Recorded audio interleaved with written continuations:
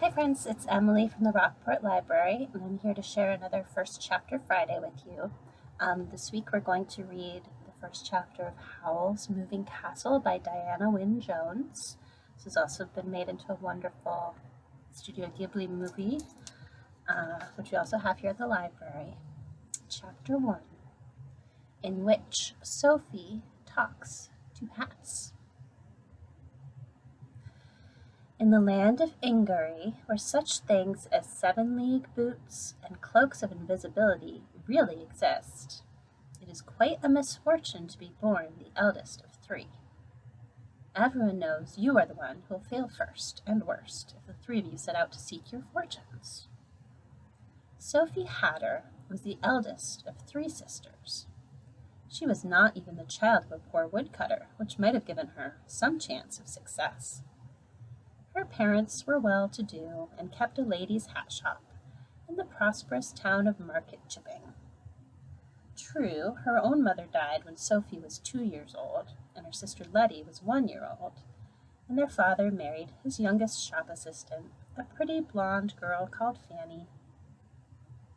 Fanny shortly gave birth to the third sister, Martha. This ought to have made Sophie and Letty into ugly sisters.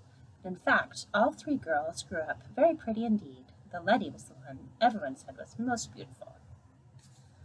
Fanny treated all 3 girls with the same kindness and did not favor Martha in the least. Mr. Hatter was proud of his 3 daughters and sent them all to the best school in town. Sophie was the most studious. She read a great deal and very soon realized how little chance she had of an interesting future.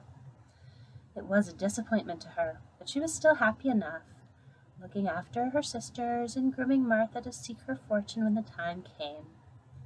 Since Fanny was always busy in the shop, Sophie was the one who looked after the younger 2. There was a certain amount of screaming and hair-pulling between those younger 2. Letty was by no means resigned to being the one who, next to Sophie, was bound to be the least successful. "It's not fair," Letty would shout. "Why should Martha have the best of it just because she was born the youngest? I shall marry a prince, so there." To which Martha always retorted that she would end up disgustingly rich without having to marry anybody. Then Sophie would have to drag them apart and mend their clothes. She was very deft with the needle. As time went on, she made clothes for her sisters too.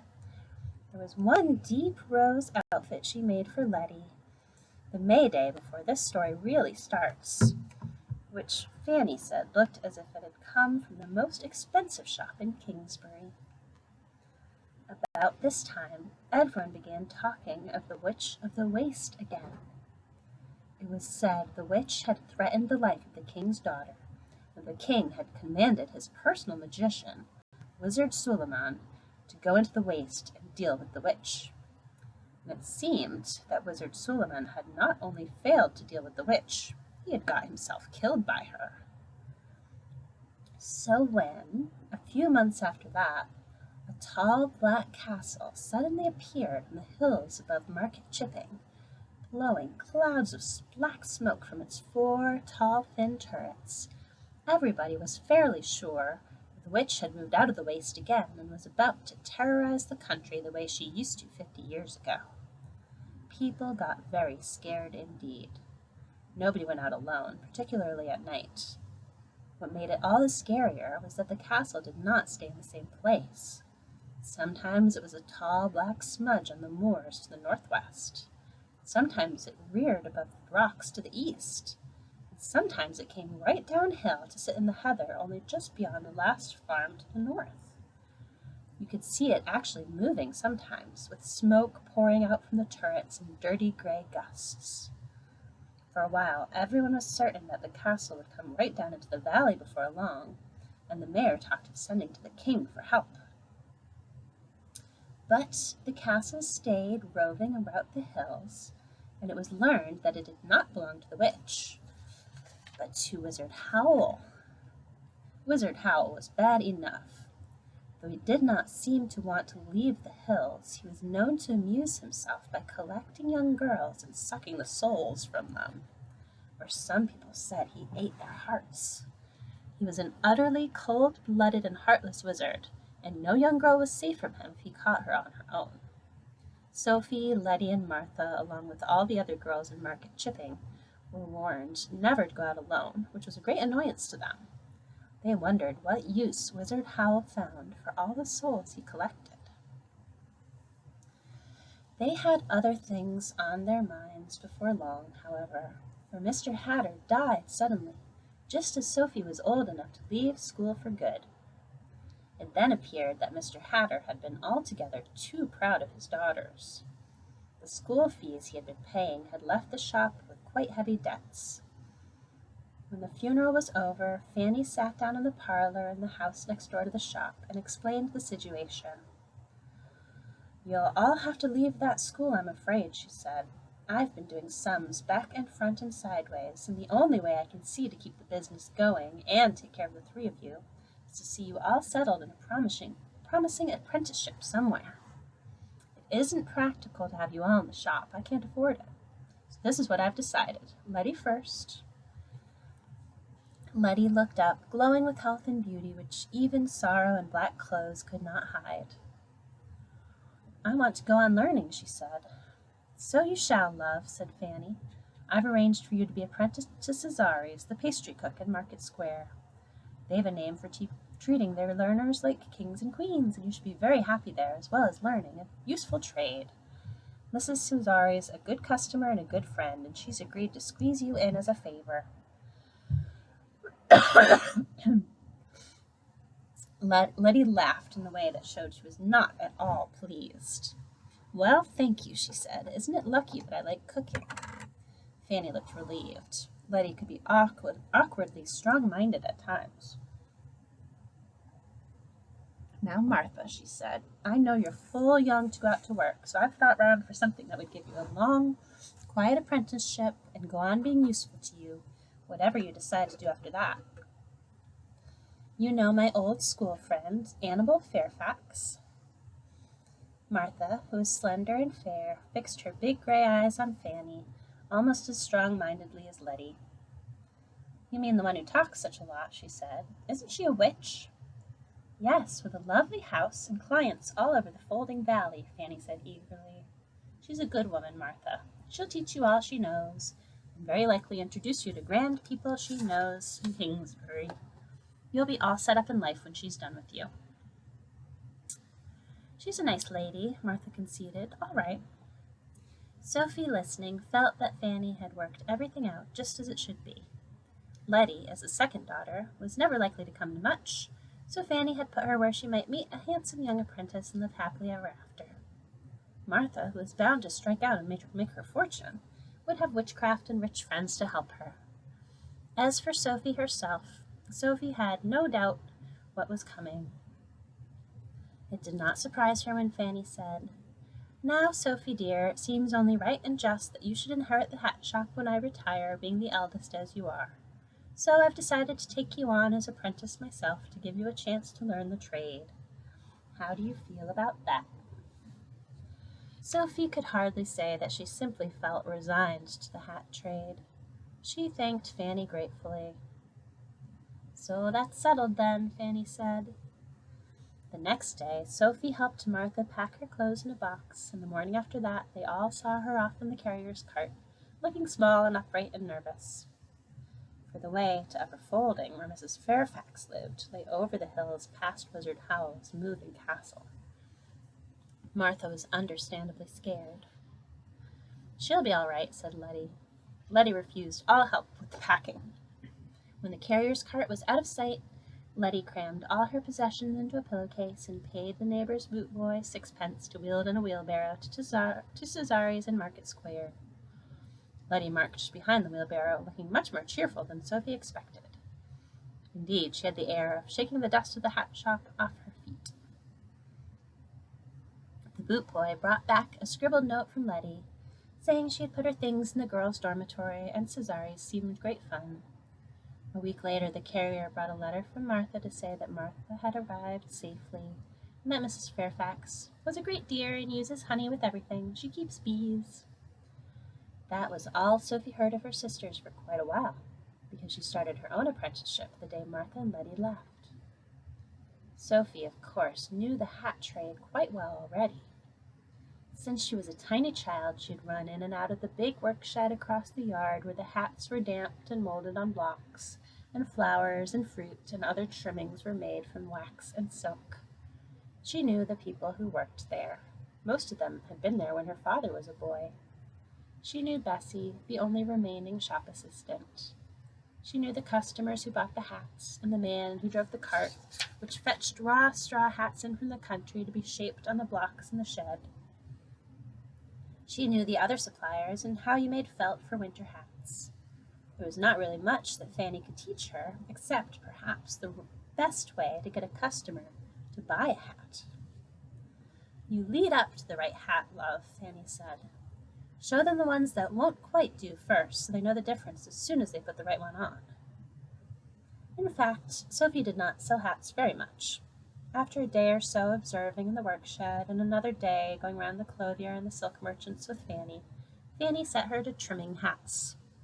Sophie sat in a small alcove at the back of the shop, sewing roses to bonnets and veiling to velours, lining all of them with silk, and arranging wax fruit and ribbons stylishly on the outsides. She was good at it. She quite liked doing it, but she felt isolated and a little dull. The workshop people were too old to be much fun, and besides, they treated her as someone apart who was going to inherit the business someday. Bessie treated her the same way. Bessie's only talk anyway was about the farmer she was going to marry the week after May Day. Sophie rather envied Fanny, who could bustle off to bargain with the silk merchant whenever she wanted. The most interesting thing was the talk from the customers. Nobody can buy a hat without gossiping.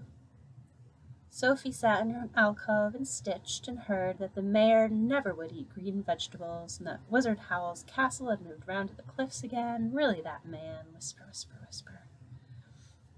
The voices always dropped low when they talked of Wizard Howl. Sophie gathered that he had caught a girl down the valley last month. Bluebeard, said the whispers, and then became voices again to say that Jane Ferrier was a perfect disgrace the way she did her hair. That was one who would never attract even Wizard Howl, let alone a respectable man. Then there would be a fleeting, fearful whisper about the Witch of the Waste. Sophie began to feel that Wizard Howl and the Witch of the Waste should get together. They seemed to be made for one another. Someone ought to arrange a match, she remarked to the hat she was trimming at the moment. But by the end of the month, the gossip in the shop was suddenly all about Letty. Cesari's, it seemed, was packed with gentlemen from morning to night, each one buying quantities of cakes and demanding to be served by Letty. She had had 10 proposals of marriage, ranging in quality from the mayor's son to the lad who swept the streets, and she had refused them all, saying she was too young to make up her mind yet. I call that sensible of her, Sophie said to a bonnet she was pleating silk into. Fanny was pleased with this news. I knew she'd be all right, she said happily. It occurred to Sophie that Fanny was glad Letty was no longer around. Letty's bad for customs, she told the bonnet, pleating away at mushroom-colored silk. She would make even you look glamorous, you dowdy old thing. Other ladies look at Letty and despair. Sophie talked to hats more and more as weeks went by. There was no one else much to talk to.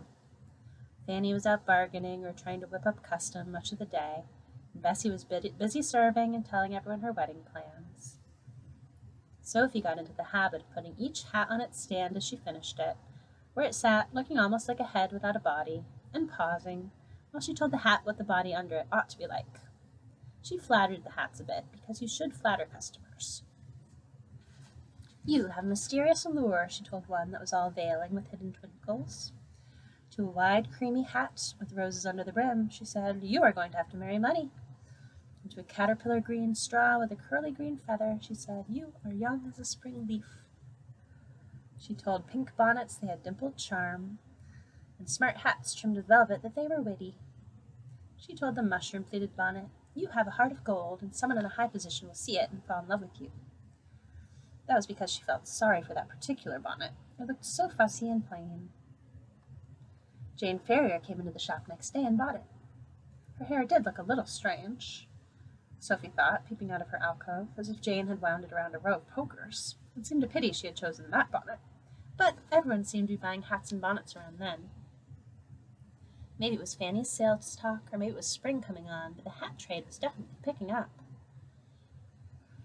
Fanny began to say a little guiltily, "I think I shouldn't have been in such a hurry to get Martha and Letty placed out. At this rate, we might have managed." There was so much custom as April drew on toward May Day that Sophie had to put on a demure gray dress and help in the shop too. But such was the demand that she was hard at trimming hats in between customers, and every evening she took them next door to the house, where she worked by lamplight far into the night in order to have hats to sell the next day. Caterpillar green hats like the one the mayor's wife had were much called for, and so were pink bonnets. Then, the week before May Day, someone came in and asked for one with mushroom pleats, like the one Jane Ferrier had been wearing when she ran off with the Count of Cataract. That night, as she sewed, Sophie admitted to herself that her life was rather dull.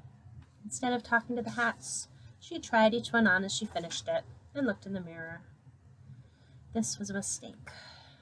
The staid gray dress did not suit Sophie, particularly when her eyes were red-rimmed with sewing. And since her hair was a reddish straw color, neither did caterpillar green nor pink. The one with mushroom pleats simply made her look dreary. "Like an old maid," said Sophie. Not that she wanted to race off with counts like Jane Ferrier, or even fancied half the town offering her marriage like Letty. But she wanted to do something. She was not sure what. It had a bit more interest to it than simply trimming hats. She thought she would find time next day to go and talk to Letty. But she did not go. Either she could not find the time, or she could not find the energy, or it seemed a great distance to Market Square, or she remembered that on her own she was in danger from Wizard Howl. Anyway, every day it seemed more difficult to go and see her sister. It was very odd. Sophie had always thought she was nearly as strong-minded as Letty. Now she was finding there were some things she could only do when there were no excuses left. "This is absurd," Sophie said. "Market Square is only 2 streets away. If I run—" She swore to herself she would go round to Cesari's when the hat shop was closed for May Day.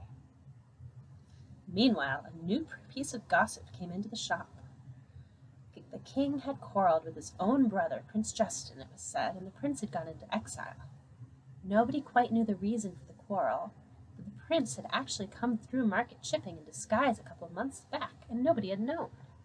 The Count of Cataract had been sent by the king to look for the prince, when he happened to meet Jane Ferrier instead. Sophie listened and felt sad. Interesting things did seem to happen, but always to somebody else. Still, it would be nice to see Letty. May Day came. Merrymaking filled the streets from dawn onward. Fanny went out early, but Sophie had a couple of hats to finish first. Sophie sang as she worked. After all, Letty was working too. Cesari's was open till midnight on holidays. "I shall buy one of their cream cakes," Sophie decided. "I haven't had one for ages." She watched people crowding past the window in all kinds of bright colors, people selling souvenirs, people walking on stilts, and felt really excited. But when she at last put a gray shawl over her gray dress and went out into the street, Sophie did not feel excited. She felt overwhelmed. There were too many people rushing past, laughing and shouting, far too much noise and jostling. Sophie felt as if the past months of sitting and sewing had turned her into an old woman or a semi-invalid.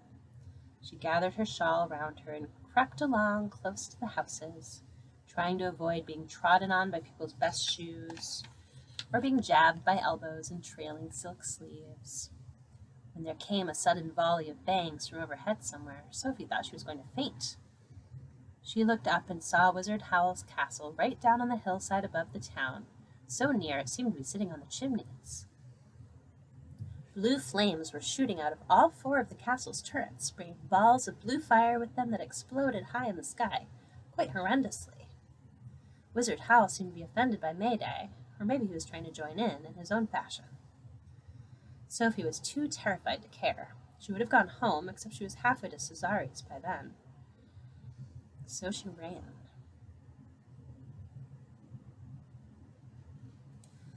"What made me think I wanted life to be interesting?" she asked as she ran. "I'd be far too scared. It comes of being the eldest of 3. When she reached Market Square, it was worse if possible. Most of the inns were in the square. Crowds of young men swaggered beerily to and fro, trailing cloaks and long sleeves and stamping buckled boots they would never have dreamed of wearing on a working day, calling loud remarks and accosting girls. The girls strolled in fine pairs, ready to be accosted. It was perfectly normal for May Day, but Sophie was scared of that too. And when a young man in a fantastical blue and silver costume spotted Sophie and decided to accost her as well, Sophie shrank into a shop doorway and tried to hide. The young man looked at her in surprise. "It's all right, you little gray mouse," he said, laughing rather pityingly. "I only want to buy you a drink. Don't look so scared." The pitying look made Sophie utterly ashamed. He was such a dashing specimen, too, with a bony, sophisticated face, really quite old, well into his 20s, and elaborate blonde hair.